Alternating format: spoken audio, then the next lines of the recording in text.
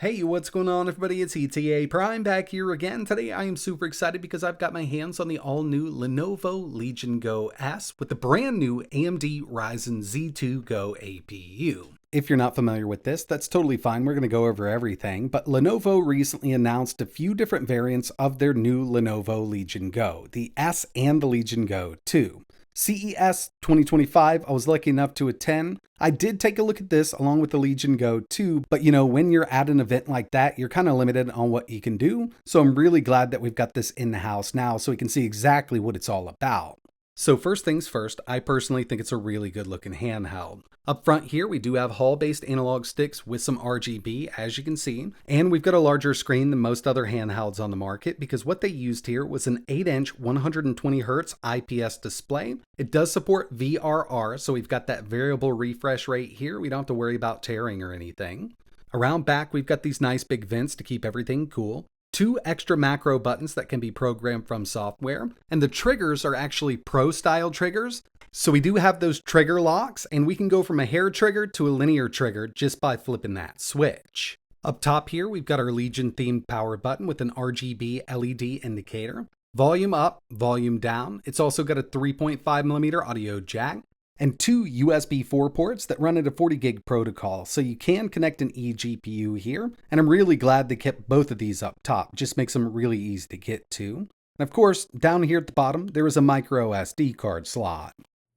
When it comes to the overall ergonomics, this thing is comfortable. I really do like what they've done here. Very rounded corners, so it fits right in your palm, and if you flip it around, you can see we've got these large palm humps. This is where our palm is going to rest, and it just kind of hugs right in there. It's also got kind of a recess for your middle finger. That way you can use your index finger to reach those triggers and shoulder buttons. Your hands don't get in the way of the vents around back here. You can easily reach these programmable macro buttons, and we've got these Pro trigger locks. So if you want to play an FPS game, you like those hair triggers, you can just flip this up. You've got a hair trigger, flip it back down, you've got a full linear trigger, great for racing games. Hall-based sticks with adjustable RGB around them. You can easily reach the shoulders and the triggers. Face buttons feel great, and this D-pad here, I'm not too sure about it. We need to get into some testing. I'm not a huge fan of the way it feels, and it really comes down to being a dish style. I like a traditional D-pad, but we'll have to test it out to see exactly how it performs.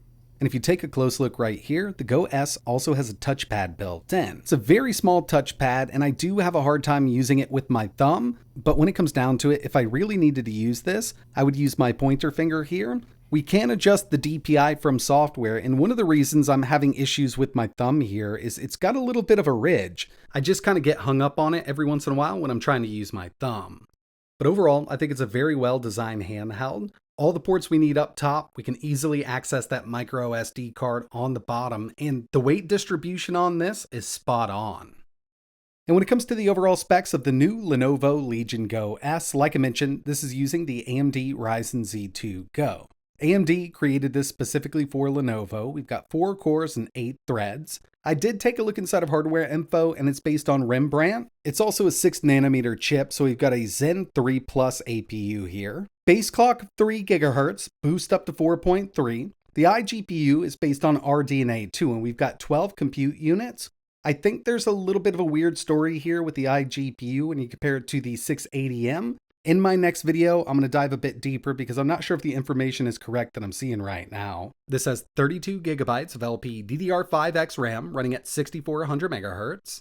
It's got a 120Hz 8-inch display that supports variable refresh rate, aspect ratio of 16:10, so we've got a resolution of 1920 by 1200, and we can go down from there. 100% sRGB and up to 500 nits of brightness. I mean, it's a good looking panel for sure. 1TB M.2 SSD, Wi-Fi 6E, Bluetooth 5.3, a 55.5 watt-hour battery, and this does come with a 65 watt charger in the box. It weighs 730 grams, so it is coming in heavier than something like the Steam Deck, but it doesn't feel that heavy due to the weight balance. And this unit is running Windows 11. I also wanted to give you an idea about the size of the Go S, so I'm going to compare it to a few other handhelds on the market, and the first one we have here is the original Legion Go. The original Legion Go actually has an 8.8-inch display, 144 Hz, but it doesn't seem that much bigger when they're side by side. Next up, Steam Deck OLED, which is coming in a bit wider than the Go S, but the Go S is taller given that we have a larger display, an 8-inch display versus a 7.4 on the OLED Steam Deck. And finally, the ROG Ally X, which is the smallest of the bunch, but it has the largest battery at 80 watt hours. It's actually kind of hard to believe how compact ASUS was able to get this unit. It's got a 7-inch display versus the 8-inch on the Go S. I've been itching to check out the performance of this thing, and I really wanted to see how Forza Horizon 5 runs on this unit. I was able to test this game at CES, but we weren't able to really adjust anything. Right now, I'm at 1200p, medium, FSR set to balanced. And when it comes to these linear triggers, they are really accurate. I can feather that gas and brake with these racing games just fine. And performance mode on the Go S, that's what we're in right now, seems to be a 25 watt TDP. And so far, with Forza Horizon 5 at 1200p, medium, FSR set to balanced, we're seeing an average of around 73 FPS. And I'll tell you, usually on newer iGPUs based on RDNA 3 and 3.5, we don't need any FSR here. With it turned off at 1200p medium, we did get some dips under 60. If you take a look at Afterburner up in the top left-hand corner, we've got all the information we need. Temps are looking good at a 25 watt TDP, but one thing I've noticed with most of the games that I've tested is CPU utilization. Remember, we've only got 4 cores and 8 threads, and for the most part, we're anywhere from 90 to 100% maxed out on that CPU while gaming. Next thing I wanted to test out was the D-pad, so I just went with Street Fighter 6, and right now we're at 1200p medium, 18 watt TDP. Not too bad, got a couple dips down to 59, but that's normal. If that frame counter wasn't on screen, I wouldn't even notice it. D-pad does feel a bit harder than I like, and again, it's a dish style, there's no way around it. But check it out, as soon as I get into gameplay, this D-pad works great. A little more force than I like to put on a D-pad, just because, you know, the normal one I use is a little worn in already anyway. It doesn't have a great tactile feel to it, but I could get used to it. I mean, overall, accuracy and usage with fighting games isn't all that bad. I thought it would be much worse than this. Given that it's a dish-style D-pad, I think they did a pretty decent job with this. I would absolutely love to have a traditional D-pad on this, but unfortunately, this is what we have with the Go S, and luckily, it works.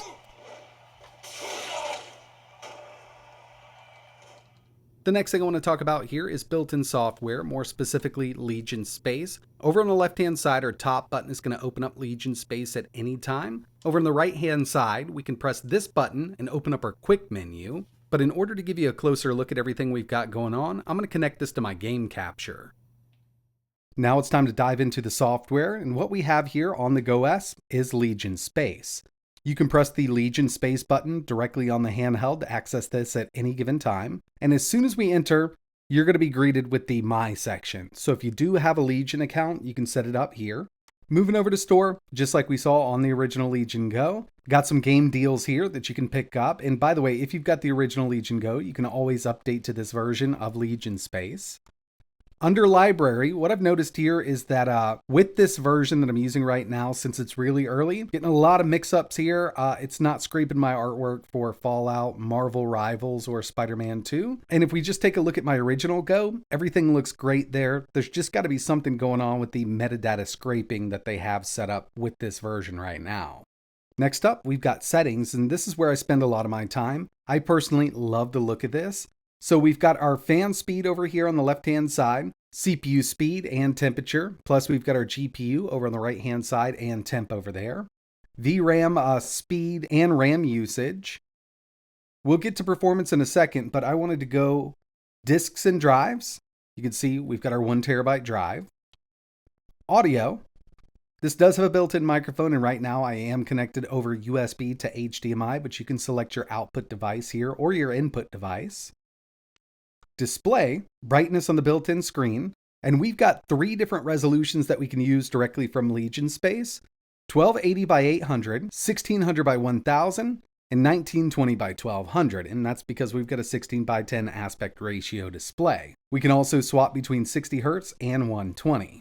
Checking out performance, and right now I'm on battery power. This does have an AC power mode or a desktop mode we'll take a look at in just a second, but at the top, we've got 2 different presets plus some custom presets that we can use. Performance, I've seen that this is around 25 watts, and it's got a little bit of a boost for a few seconds up over that.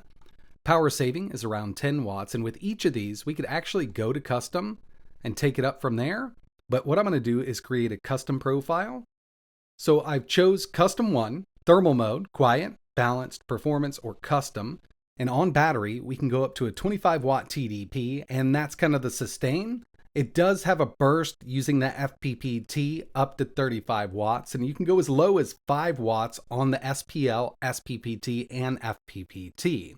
But again, I did mention that this does support kind of a desktop mode, so once we've got power plugged in from the wall, we can take it up much higher. Now, you can see that we can go up to 40 watts and a boost up to 53. So we could go all the way up here. And yeah, this definitely gives us a nice little boost in performance. Plus, with all of these profiles, we can customize the fan curve from here, or we could go to full speed. And this thing can get quite loud at full speed. I've actually just been kind of leaving it where it sits. And the last thing here is our OS power mode. With most of these profiles that I've been testing, I just go up to performance with that. But yeah, we do have some tuning that we can do with the Legion GO S in Legion Space. So that covers the settings section in Legion Space. Now we'll move over to controllers, and I do love the animations here. I think it looks really good. First one here, button mapping. Very self-explanatory, but I did want to show you here, view, edit layout. We can totally remap this if we want to. And again, animations look really good. Joystick lighting. So we've got a few that we can choose from: solid, blinking, dynamic color, and spiral rainbow. I've been leaving it here, but what I've noticed is if I go to solid, it's actually going to change our whole color scheme for Legion Space, which I think is pretty cool. Just go to purple there, and to give you an idea, you can see that everything is now kind of a purple scheme, and it does work with any of these colors that we have down here. But once we're in spiral rainbow mode, it just defaults to that green. But we've got brightness control and speed. You can go with that solid, blinking, dynamic, or spiral. It's really up to you. Joystick settings. You can adjust the dead zone on both of these. And I'm going to leave it exactly where it was. It was actually at 6%, but you can kind of mess around with this and get it dialed in to your liking. Trigger settings. If you don't want 100% throw, you can map it on down. We've also got that built-in gyro. And from settings here, we can set it up as our left stick or as our right stick. Sensitivity can be adjusted, and you can reverse the X and Y axis. Controller calibration, and from more, we can set up our vibration strength, test the inputs, enable touchpad. So the little touchpad that we took a look at right here, touchpad also has vibration that can be disabled. And the touchpad DPI. So there's 400, 800, 1200. At 800, I'd say not using my thumb, like I mentioned, just using my pointer finger, I can definitely get by with it. Overall, I do love the look of the new Legion Space, but we've got one extra thing here that I want to show you, and that's going to be our quick menu settings. At any given time while you're playing a game or anything, you can access this by pressing the top right button. Same thing that we took a look at inside of Legion Space, we can just adjust it right on the go. Brightness, volume, Bluetooth, Wi-Fi. Change the resolution on the fly from 800p up to 1200. Right in the middle there is that 1600 by 1000. 60 Hertz, 120, and we've also got a built-in frame monitor. Simple, up in the top left-hand corner. Does need to be full screen to show the FPS. Normal gives us a bit more information. And all actually covers quite a bit of stuff. We've got our CPU usage, GPU usage, VRAM, RAM, battery, fan, CPU temperature, RSR, and our FPS while we're playing a game. I'm personally using Afterburner, but if you don't want to set that up, you've got this built in and it does work. Controller settings, like we saw in Legion Space. System quick settings, Alt F4, just kind of hotkeys that we can set up here. And if you're using this on an external monitor, productivity mode, set the external display as your primary, and this does help out with some applications that kind of still think you're just using the built-in screen. I've seen a few older games do that with handheld, so I'm kind of glad to see this. And of course, we've got our help section, user manual, online support. Everything we really need here is built into Legion Space with the Legion GO S, and so far it's been working pretty well with this little handheld. To tell you the truth, I personally haven't been using the touchpad very much. Now we do have a vibration function. We can change the DPI and you can actually press in on it as kind of a mouse button. But again, using it with my thumb, I just kind of get caught up because it's not flush with the front. I might just need to get used to it, but in order for me to use it right now, I do need to use my pointer finger. I kind of wish we had a track point here, given that this is from Lenovo, instead of the touchpad. Now it's time to take a look at some benchmarks that I ran on the Legion GO S. And remember, we've got that Z2 Go chip. We're going to be comparing this against the Z1 Extreme APU. The first one we have is Geekbench 6, and both of these were run at a 30 watt TDP. So over on the left-hand side, we've got the Legion GO S with the Ryzen Z2 Go. Remember, these are earlier drivers and we could see an improvement down the road. Single core, 1,698, multi, 5,708. On the right-hand side, we've got the original Legion Go with the Ryzen Z1 Extreme, 30 watt TDP, single core, 2,333, multi, 10,339. And to tell you the truth, I've actually seen higher scores than this, but we'll leave it just like it is. It's definitely beaten out the Ryzen Z2 Go. Moving over to some GPU benchmarks using 3D Mark Time Spy. This is a 17 watt TDP. Legion GO S over on the left-hand side, we got a total score of 2,017. Graphics score, 1,874. CPU score, 3,573. And over with the original Legion Go and that Z1 Extreme, we got a total score of 2,581. And as you can see, GPU, CPU beating out the Z2 Go's APU. And finally, I ran both of these at a 30 watt TDP. Legion GO S, 30 watts, Time Spy, total score 2,590. And over on the Legion Go with the Z1 Extreme, total score of 3,278. So obviously the Z1 is beating out the Z2 Go, and I knew this would be the case given what we're working with here. But another thing to keep in mind is these are earlier drivers for the Legion GO S. Now, don't get me wrong, I don't think this is ever going to beat out the Z1 Extreme at the same wattages, but there's a chance we could get a higher score than we're seeing here with the GO S right now. Here's Fortnite, 1200p low medium mix, 25 watt TDP. Got some stutters here and there, but for the most part we are over 60 FPS. And in my next video, I'm going to test out a bunch of games at different TDP levels, so let me know exactly what you want to see. And the final one I wanted to test for this first look video was Spiderman 2. This just released, and right now we're at 800p low with FSR 3.1 frame gen on. 30 watt TDP, actually around 33 watts here. And I do have the frame rate locked at 60 FPS. You can see that we've got those dips under it even at 800p, but I'm going to kind of chalk this up to, being such a new game. I've had issues on most everything that I've tested it with so far, but I still wanted to throw it in. So first impressions here for the new Lenovo Legion GO S. I do love the overall design. I think it's a really good looking handheld. It's very well balanced, and again, it is coming in heavier than the Steam Deck, but it doesn't feel like a heavy device because it's not a super compact brick. I mean, we've got that 8-inch display in the middle. It's a bit of a wider handheld, so they were able to spread the weight out on this thing really evenly, and overall, it's very comfortable to play on for long periods of time. The Pro trigger locks around back are a plus. Analog sticks feel great. I mean, all of the buttons to me feel great except for the D-pad, but as we saw, the D-pad works really well.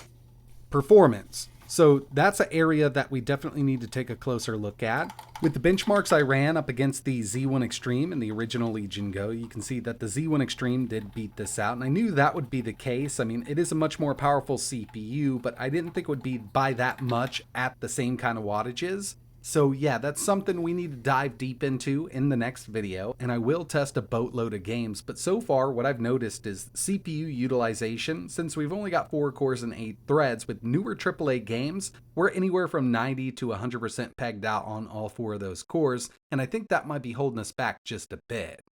So yeah, I'm going to spend a couple more days with this. I will have another video coming up soon. If there's any other games you want to see running, let me know in the comments below. Another thing I'd love to do here is actually install SteamOS and see exactly what this thing can do, because Lenovo will be releasing a SteamOS version later on this year using the same APU, so we could kind of get an idea of what kind of performance we'd see out of that by running SteamOS on this device right now. But that's going to wrap it up for my first look video at the Lenovo Legion GO S. If you're interested in learning a little more, I will leave links in the description to Lenovo's official website, and you can also pre-order this over at Best Buy. I think that's the only place I've seen the pre-order live at in the States, but either way, I'll leave both links down below. But that's it for this one, and like always, thanks for watching.